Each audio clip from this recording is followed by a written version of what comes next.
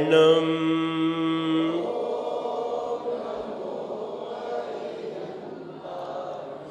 ओम नमो सिद्धाणम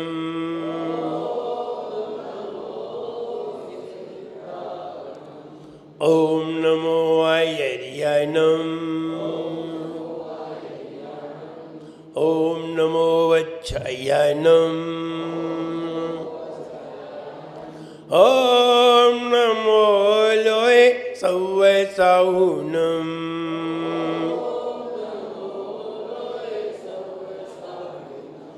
ओम नमो लोय सौवसाहुनम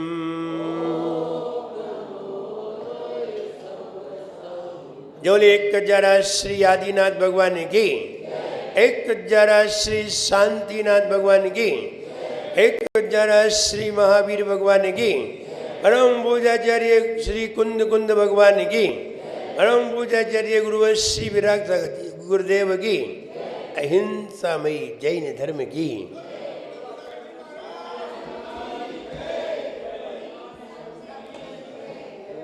समय बदलता तभी यहाँ, समय बदलता तभी यहाँ, जब करते प्रभु भक्ति यहाँ। समय बदलता जब करते गुरु भक्ति यहाँ, गुरुओं का गुण गानिया, गुरुओं का गुण गानिया, गुरुओं का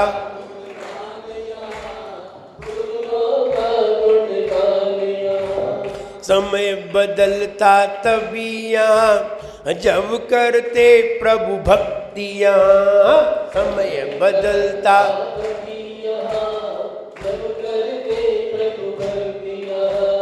गुरुओं का गुण गानिया, गुरुओं का गुण गानिया, गुरुओं का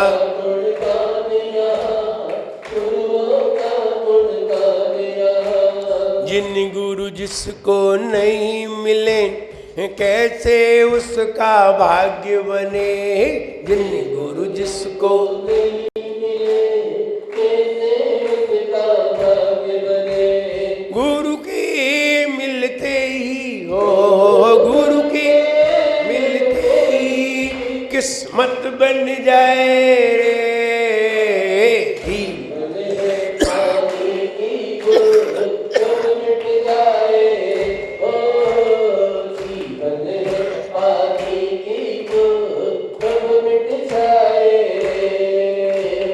होंगी अनहोंगी हो, होंगी अनहोंगी कब क्या घट जाए।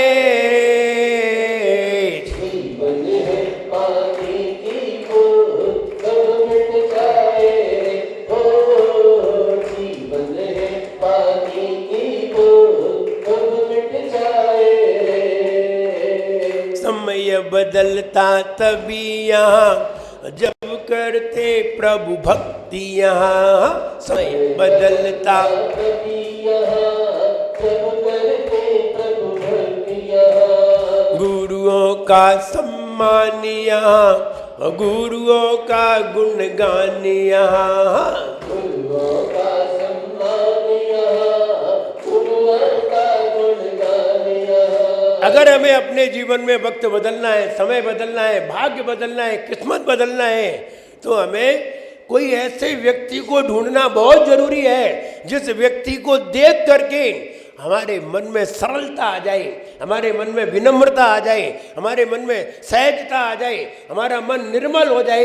ऐसे व्यक्ति को ढूंढना बहुत जरूरी है अगर तुम्हें अपना वक्त बदलना है तो। और ऐसा व्यक्ति तुम्हें मिला नहीं तो तुम्हारा वक्त कभी बदलेगा भी नहीं।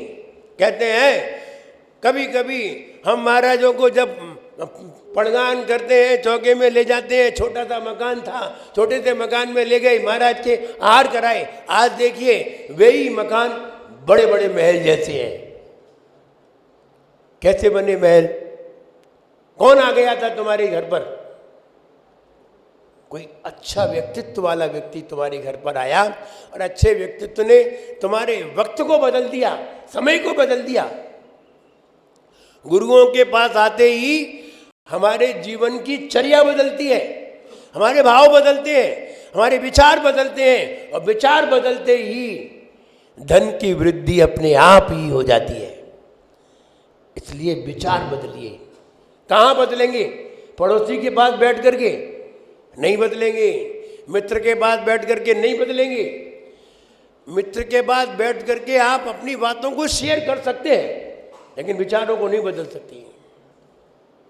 मित्र के पास बैठ करके आप रात्रि में भोजन का त्याग नहीं कर सकते। मित्र के पास बैठ करके आप भगवान की आराधना का विचार नहीं कर सकते, मस्ती कर सकते हैं।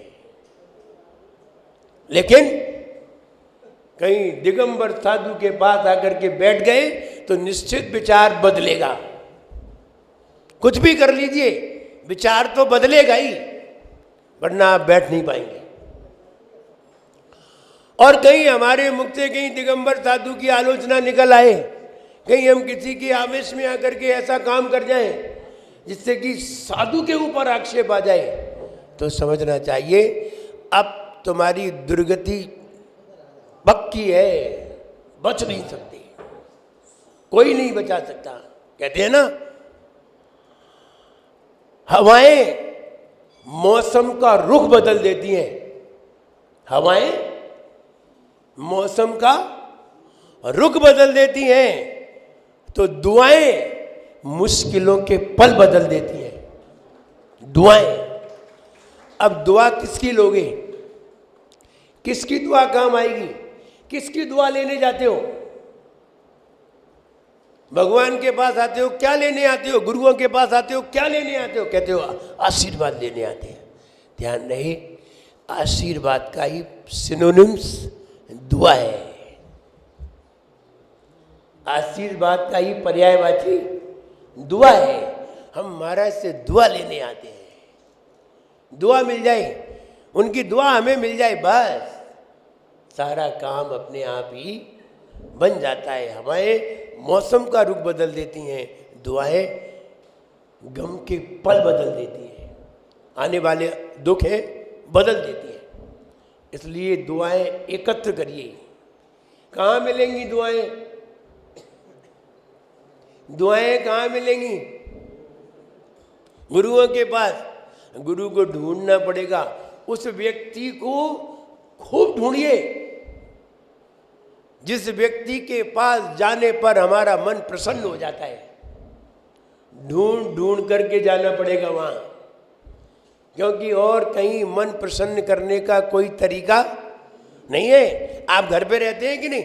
रहते हैं। आप घर पे सवेरे उठ के किसकी शक्ल देखते हैं? बताइए। आप पत्नी की देखते हैं, पत्नी तुम्हारी देखती है। देखते हैं कि नहीं? देख करके मन प्रसन्न होता है कि नहीं? बताओ। पत्नी को देख करके मन प्रसन्न होता है कि टेंशन होती है?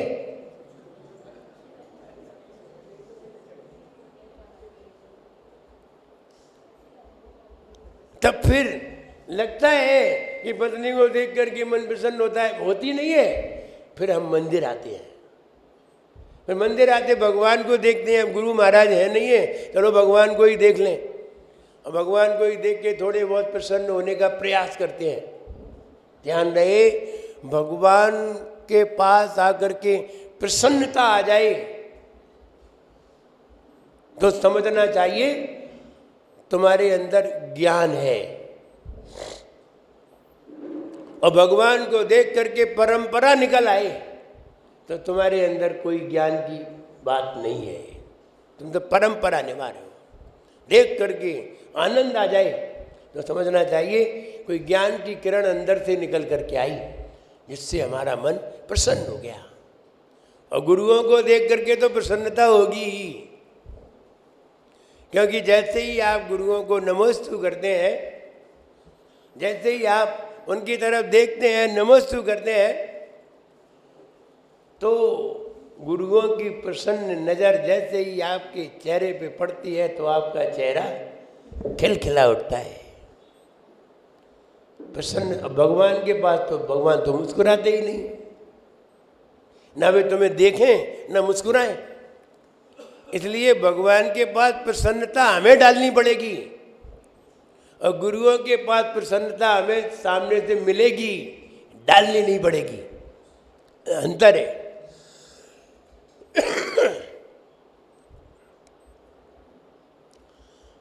गुरुओं से प्रसन्नता सीधी मिलेगी और सीधी मिली तो हमारा मन भी किसी प्रसन्न व्यक्ति को देख करके प्रसन्न हो जाता है। अब भगवान बताइए, भगवान तो ना तो तुम्हें देख के मुस्कुराएंगे ना तुम्हें देखेंगे, फिर तुम्हें कैसे प्रसन्नता आएगी? आखिर अंदर से ही निकालनी पड़ेगी और अंदर तुम्हारे अंदर ज्ञान होगा तो तुम निकाल सकते हो, वरना वो भी नहीं निकाल सकते। कई लोग गुरुओं के पास जाकर के भी उनकी अगर प्रसन्नता नहीं बनी तो ध्यान रहे, आप अपनी डायरी पे लिख लीजिए, आपको दुनिया में कहीं भी प्रसन्नता नहीं हो सकती। और गुरु समझ लीजिए, इसका भी तुम्हें अंतर आज बताना पड़ेगा। गुरु और आचार्य में कितना अंतर है, अरहंत और तीर्थंकर में कितना अंतर है, बहुत अंतर है। तीर्थंकर गिने चुने होते हैं। तीर्थंकर पूरे चौथा काल निकलेगा 24 होंगे, ज़्यादा नहीं होंगे। अरहंत भगवान इतने हो जाएंगे जिनकी गिनती नहीं हो। आप शिखर जी गए हैं, शिखर जी में कुंतुनाथ भगवान की टोंक सबसे पहले मिलती है। इसके बाद कौन से भगवान की मिलती है बताइए? कुंतुनाथ भगवान के बाद कौन से भगवान की टोंक मिलती है?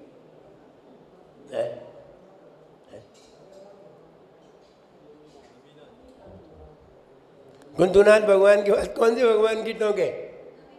नमीनाथ भगवान की। सबसे ज्यादा मोक्ष उसी टोंक से गए हैं,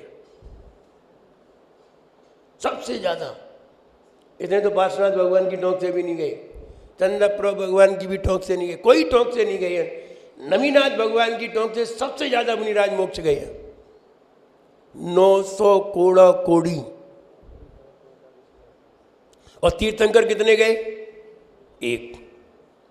और मुनिराज कितने गए? अनंत भगवान कितने गए? तो हम ये कहें अनंत भगवान और तीर्थंकर में क्या अंतर है? बहुत अंतर है। तीर्थंकर एक, अनंत भगवान अनेक। वहां से मोक्ष गए हैं। तो मोक्ष गए होंगे, अनंत भी बने होंगे, तपस्या की होगी, अनंत बने होंगे, वहां से मोक्ष गए होंगे। तो कहने का मतलब ये है, अनंत और तीर्थंकर में बहुत अंतर है। तीर्थंकर 24 और अनंत भगवान असंख्यात संख्यात। ऐसे ही आचार्य और गुरु में क्या अंतर है? बहुत अंतर है। गुरु उन्हें कहते हैं जो हमें प्रायश्चित देते हैं, जो हमें दीक्षा देते हैं और जो हमें सही मार्ग बताते हैं, दंड देते हैं, प्रायश्चित देते हैं, वे गुरु कहलाते हैं। और आचार्य, आचार्य तो बहुत सारे होते हैं।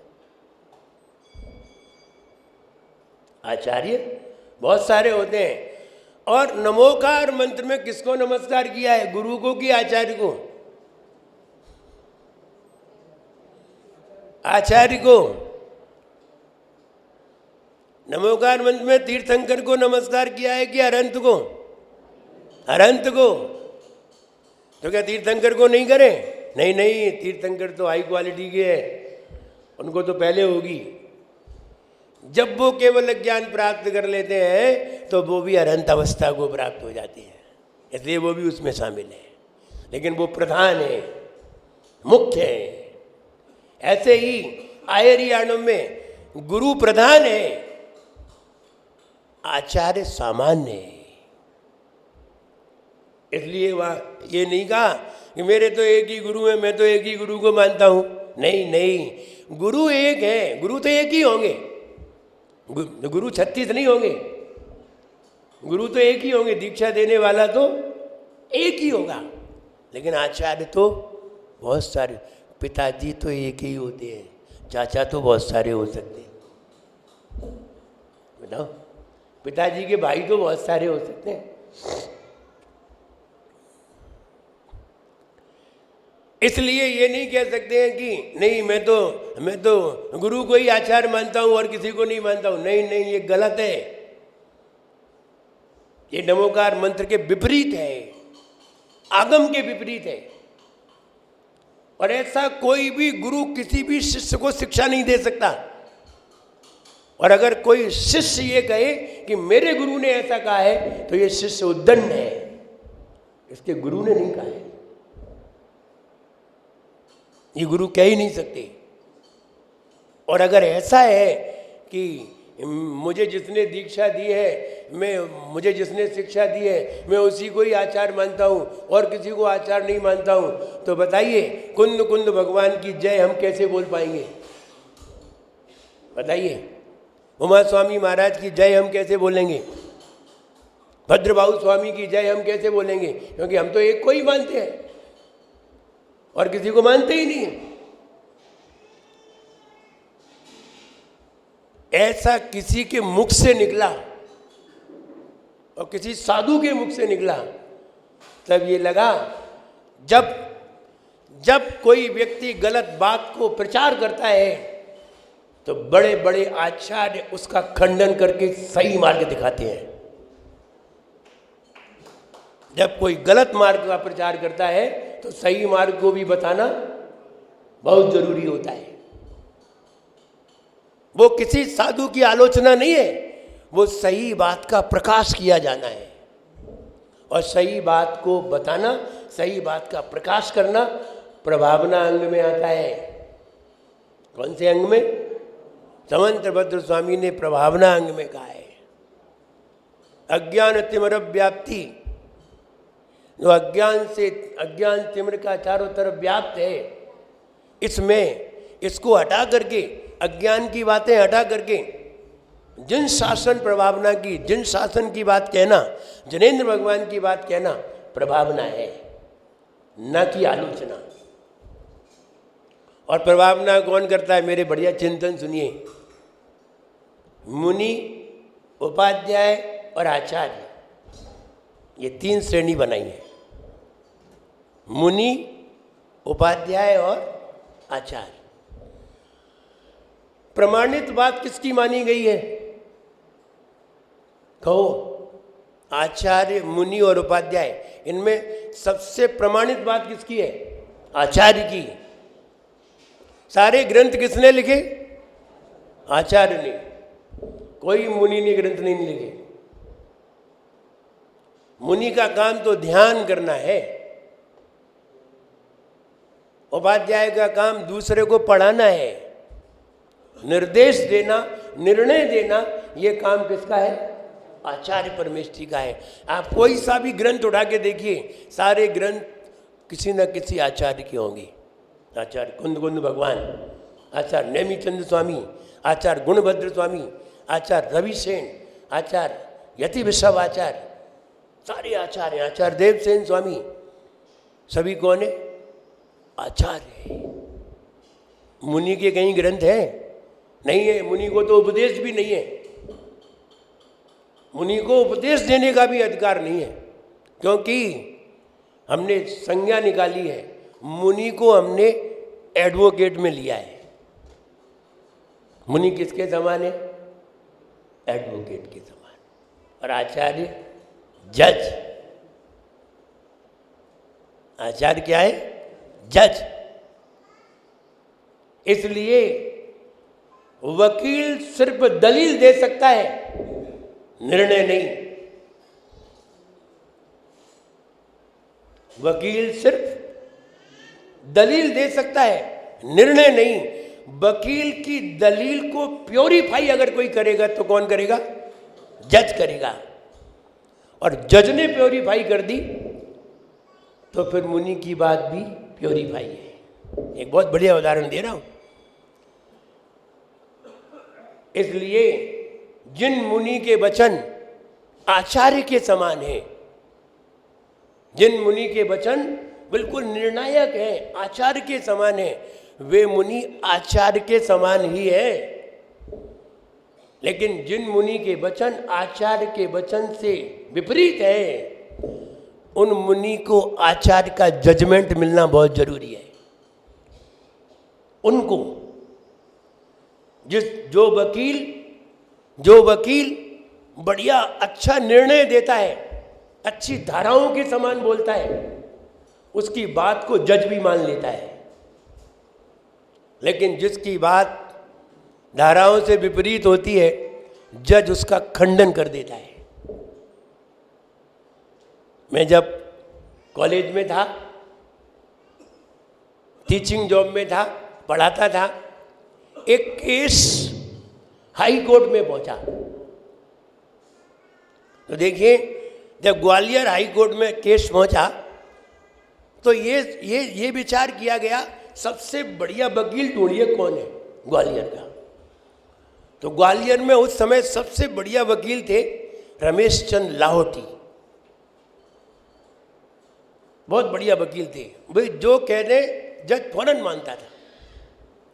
हम ये कहें, जिस वकील की धारा सहित बात होती है, जज भी उसे मानता है। ऐसे ही जिस मुनि की बात आगम से युक्त होती है, उस बात को आचार्य भी मानते हैं। उसकी बात आचार्यों के समान है। वे आचार्य जैसे ही है जो ऐसी बात कहते हैं। जब रमेश चंद्र लाहौटी के लिए वकील को नियुक्त किया गया, हाई कोर्ट वकील से, हाई कोर्ट का वकील ग्वालियर से, तो हुआ ये, जब तक वो केस निपटता उसके पहले ही रमेश चंद्र लाहौटी जबलपुर हाई कोर्ट के जज बन गए। इसका मतलब है वो वकील ऐसा था जो जज बनने के योग्य था। तो जो मुनि इस तरह की स्पीच देते हैं, प्रवचन देते हैं, जो प्रवचन आचार्यों से प्रमाणित होते हैं, जिनकी बात खंडित नहीं होती, वे मुनि भी आचार्य के समान होते हैं। ये बता रहा हूँ। जैसे कि जो वकील धाराओं के आधार पे बोलते हैं, वे वकील भी जज के समान होते हैं। और वो लाहौटी वहाँ से निकल करके सीधा जबलपुर का हाई कोर्ट के जज बन गए। अब वो केस दूसरे वकील पे जाना पड़ा। कहने का मतलब ये है कि योग्य होना चाहिए, और अगर वकील की दलील धारा के अनुसार नहीं हुई तो जज फौरन खंडित कर देगा और तुम्हारी उसको फौरन बाहर कर देगा, खारिज कर देगा, तुम्हारी अपील तक खारिज कर देगा। इसलिए जो मुनि आगम के अनुरूप बोलते हैं, मुझे याद आता है, हम अगर कहें तो आप कभी मुनि प्रमाण सागर जी को सुनिए। जब भी आप सुनोगे, उनके वचनों में कभी भी कोई विरोधाभास नहीं मिलेगा। जब भी बोलेंगे आगम के अनुकूल बोलेंगे। जैसा उनका नाम वैसा उनका काम भी है। प्रमाण,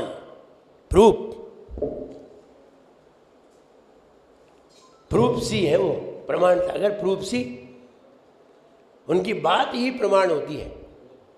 इसलिए वो कभी भी विरोधाभास के शब्द नहीं बोलते। इसलिए हर बात को जानिए। कल हमारे भैया बता रहे थे, ब्रह्मचारी सुधा सागर महाराज जी ने कल बहुत अच्छा आचार्य के निर्णायक शब्द बोले। तो मुझे लगता है सुधा सागर भी अब आचार्य पद के योग्य हैं, बिल्कुल है। जो हमने कहा, क्या कहा, जो मुनि, जिस मुनि के शब्द आचार्य के समान हो जाए, आगम से प्रमाणित हो जाए, समझना चाहिए उसके विचार भी आचार्य के समान हैं। और आचार्य तो आचार्य ही, और आचार्य होकर के भी विचार आगमानुकूल ना हो तो उनके भी विचार खंडित हो जाते हैं। अगर कोई जज गलत निर्णय दे देता है तो ध्यान रहे, कोर्ट से हाई कोर्ट में अपील भी हो जाती है, और हाई कोर्ट से सुप्रीम कोर्ट में अपील हो जाती है। सुप्रीम कोर्ट में सारी बेंच बैठती है, सारे जज बैठते हैं, तब उसका निर्णय होता है। ऐसे ही नहीं हो जाता। ऐसे ही कोई भी बात का निर्णय लेना है तो सभी आचार्य निर्णय लेते हैं, न कि मुनि।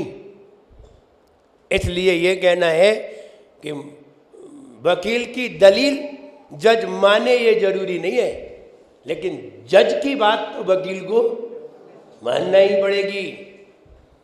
और जज की बात ही मानने, वकील की बात को तो वकील ही नहीं मानता। इधर का वकील, इधर के वकील की बात उधर का वकील नहीं मानता, माने तो लड़े ही क्यों। तो वकील की बात वकील ही नहीं मानता है, लेकिन जज की बात तो दोनों वकील मानते हैं, और दोनों वकील को ही माननी पड़ती है। इसलिए हमने ये कहा कि मुनि महाराज किसके समान है? वकील के समान। और आचार्य महाराज जज है, वो जजमेंट देते हैं। महाराज मुझे आर्यका माता जी वे भी वकील में ही है, तो लेडीज भी तो वकील हो सकती है ना। बोले हम भी तो हैं वकील, तो इसलिए लेडीज भी वकील हो सकती है। तो लेकिन जज आचार्य ही है, आचार्य उसको मिलान करते हैं। हमारे आचार्य श्री थे, एक भी बात हमारे विज्ञ सागर महाराज आचार्य श्री से कभी बहस कर जाते थे तो आचार्य जी कहते प्रमाण लाओ, तो ये कहते हमारा प्रमाण तो है नहीं, बोले चुपचाप बैठो, जब तुम्हारे पास प्रूफ ही नहीं है तो क्यों बोले बीच में। तो बोले ढूंढना पड़ेगा, बोले ढूंढ लेना फिर बात करेंगे। तो आचार्य श्री बिना प्रमाण के कुछ भी बात न कहते थे न सुनते थे। और किसी ने कुछ भी कहा, अब बताइए कहाँ लिखा है। जैसे कि एक मुनि महाराज कह रहे थे कि नमो लोहे सब साउणम, ये तो चौथे गुणस्थान वर्ती के लिए कहा है। अरे भैया ये तो कहीं लिखा ही नहीं है, नमो लोहे सब साउणम ये मेरे लिए कहा है। आचार्य होकर के भी आचार्य महाराज साधु को नमस्कार करते हैं कि नहीं? बताओ आचार्य कैसे करेंगे साधु को नमस्कार? बताओ करेंगे कि नहीं करेंगे? करेंगे।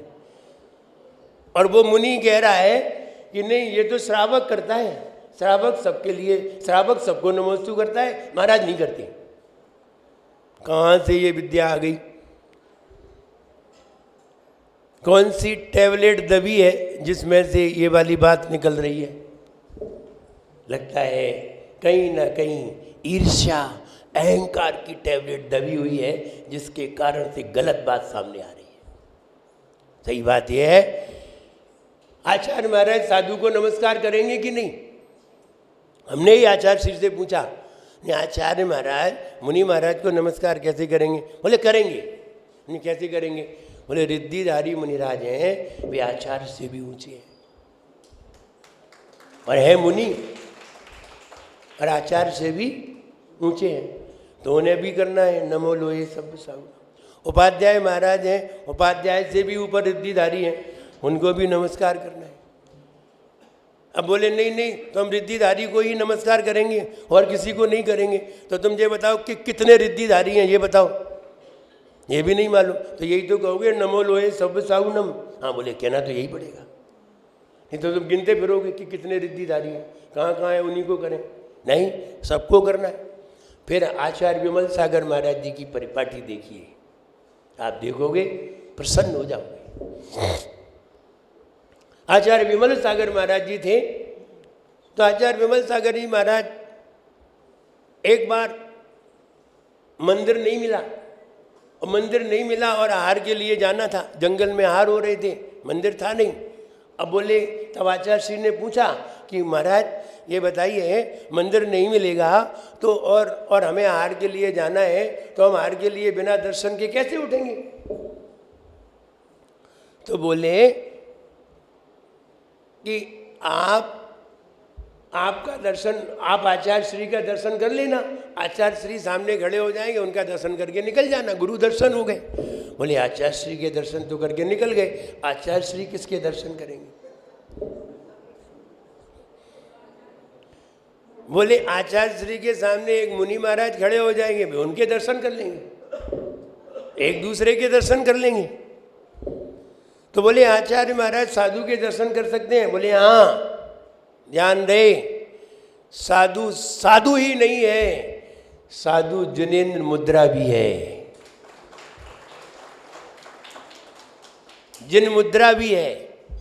तो आप उसे अपना शिष्य क्यों समझ रहे हैं? जिन मुद्रा समझिए। बोले हाँ, जो बात सही है। तो एक दूसरे का दर्शन करके आहार के लिए उठ सकते हैं। बोले तो ठीक है। कहने का मतलब ये है कि नमो लोए सब साउनम, चाहे फिर हम मुनि महाराज हो, चाहे उपाध्याय हो, चाहे आचार्य महाराज हो, सबके लिए है। वरना आचार्य कुंद कुंद भगवान निकल जाएंगे, आचार्य जिनसेन स्वामी निकल जाएंगे, आचार्य धरसेन स्वामी निकल जाएंगे, आचार्य पुष्पदंत स्वामी बाहर निकल जाएंगे, सिर्फ एक ही रह जाएंगे। नहीं नहीं, ये गलत है। गुरु एक होता है और आचार्य सभी होते हैं, उपाध्याय सभी होते हैं, साधु सभी होते हैं और गुरु एक होता है। इसलिए गुरु और आचार्य में भेद जानिए। यद्यपि आचार्य ही गुरु है, लेकिन गुरु एक है। तीर्थंकर ही अनंत है, लेकिन तीर्थंकर एक है, अनंत तो कई है। इसलिए सारी बातें समझना बहुत जरूरी है। हम कह रहे थे समय तभी बदलता है जब गुरु हमारे सामने होते हैं। और समय कब बदलता है? हमारा मन बदलता है तो समय बदलता है, हमारा भाव बदलता है तो समय बदलता है, हमारी क्रिया बदलती है तो समय बदलता है, हमारे विचार बदलते हैं तो समय बदलता है। समय कोई वैसे ही थोड़ी बदला आता है, समय को बदलना पड़ता है। कभी वस्तु मिल जाने पर आप कहते हैं कि समय बदल गया, कभी विचार बदल जाने पर कहते हैं कि मेरा समय बदल गया। वो समय कोई और था और अब समय कोई और है। ये अलग अलग दौर है। कभी कोई समय था, कभी कोई समय था। तो वो वस्तु के मिलने वाले समय की बात नहीं कर रहा हूँ, विचारों के बदलने की समय बात कर रहा हूँ। इसलिए विचार को बदलिए। किसी को अपनी पसंद बनाना बड़ी बात नहीं है। किसी को अपनी पसंद बनाना बड़ी बात नहीं है। हम किसी को पसंद आ जाए ये बड़ी बात है।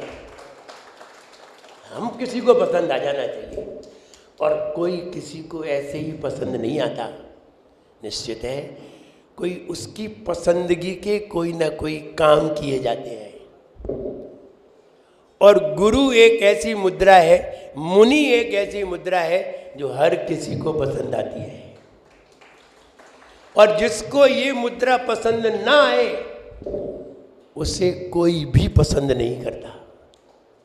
जिसको ये मुद्रा पसंद ना आए कोई भी उसे पसंद नहीं करता।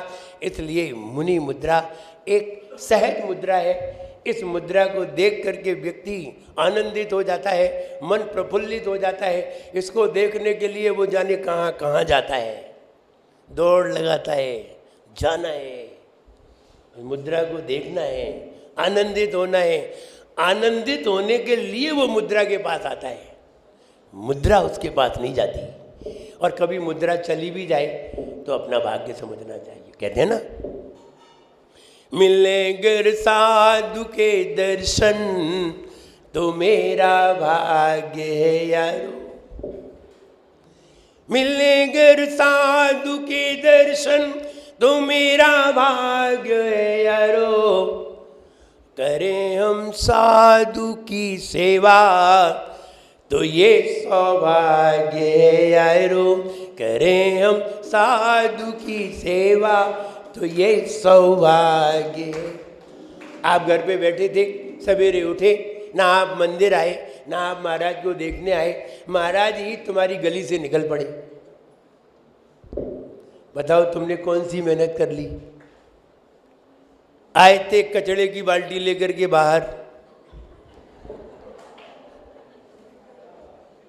अब मिल गए तुम्हारी जिंदगी का कचरा निकालने वाले। आए थे कचरे की बाल्टी लेकर के बाहर खड़े थे, इंतजार कर रहे थे कचरा फेंकने के लिए। और जिंदगी का कचरा निकालने वाले सामने आ गए। बताओ इसे क्या कहोगे? क्या कहोगे इसे? दुर्भाग्य? भाग्य? सौभाग्य नहीं। भाग्य किसे कहते हैं? जो बिना मेहनत के मिल जाए उसे भाग्य कहते हैं। कुछ नहीं करना पड़े, फोकट में मिल जाए, बैठे बैठे मिल जाए। पिताजी ने करोड़ों की संपदा उत्पन्न की, पैदा की, मेहनत की, पुरुषार्थ किया, करोड़ों की संपदा उत्पन्न की, बेटा को फ्री में ही मिल गई, तो बेटे का क्या है? भाग्य है। मिले गर साधु के दर्शन तो मेरा भाग्य यारो, करें हम साधु की सेवा तो ये सौभाग्य यार। अब सौभाग्य भी हो गया। सौभाग्य क्या है? जब हम भैया वृत्ति करने आते हैं, आहार देते हैं, सेवा करते हैं, उनके कष्ट को दूर करते हैं, ये सब क्या है? सौभाग्य। काम एक फल अनेक, इसे कहते सौभाग्य। काम एक फल, आम का पेड़ लगाया एक, आम आए अनेक, ये सौभाग्य है। पेड़ लगाया एक, फल मिले अनेक, एक कार्य में अनेक फल प्राप्त हो, सौभाग्य है। सौभाग्य हमारा जब गुरु घर पर पधारे हो, ये अहोभाग्य है। अहोभाग्य हमारा जब गुरु घर पर पधारे हो, याद गुरुवर हमें कर ले महासौभाग्य है। गुरु तुम्हें याद कर लें, तुम्हें बुला लें, याद कर लें, तो समझना चाहिए हम महासौभाग्यशाली हैं। सौभाग्यशाली नहीं, महासौभाग्यशाली हैं। क्योंकि गुरु के स्मरण आते ही तुम्हारी कई पीड़ाएं अपने आप ही दूर हो जाती हैं। अभी तुम वहाँ गए नहीं हो, सिर्फ उन्हें स्मरण में आ जाए तो कई पीड़ाएं दूर हो जाती हैं। इसलिए गुरुओं की सेवा में लगिए। उनकी सेवा में लगोगे, बहुत कुछ प्राप्त होगा। वो चीज़ प्राप्त होगी जो तुम्हें कहीं भी प्राप्त नहीं हुई। भगवान के बाद भी क्या मिलता है? गुरुओं के बाद भी क्या मिलता है? कुछ मिलता है? बताइए। कुछ नहीं मिलता। लेकिन जो मिलता है ना, वो कहीं नहीं मिलता, वो यहीं मिलता है। इसलिए बार बार गुरुओं के पास आते हैं, दर्शन करने आते हैं। हम ये कहना चाहते हैं, समय को बदलने के लिए दो लोगों को ढूंढिए। जो व्यक्ति सबसे ज़्यादा प्रसन्न हो उसे ढूंढिए, जो व्यक्ति सबसे ज़्यादा आनंदित हो उसे ढूंढिए। ये दो व्यक्ति मिल जाए तो तुम्हारा वक्त भी बदल जाएगा। इसलिए वक्त को बदलिए। वक्त बदलना मेरे हाथ में है, और जो वक्त नहीं बदल पाए वे लोग कमज़ोर कहलाते हैं। इसलिए वक्त को बदलने का प्रयास करिए। समय बदलता तभी यहाँ जब करते प्रभु भक्ति यहाँ। समय बदलता गुरुओं का सम्मान यहाँ, गुरुओं का सम्मान यहाँ।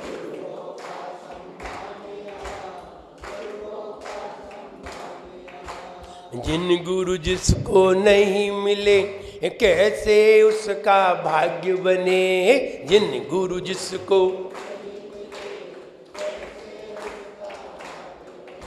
गुरु के मिलते ही हो, गुरु के मिलते ही किस्मत बन जाए जीवन।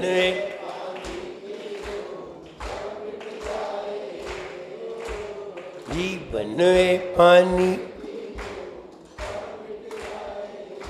होनी अनोनी, होनी अनोनी, कब क्या घट जाए रे।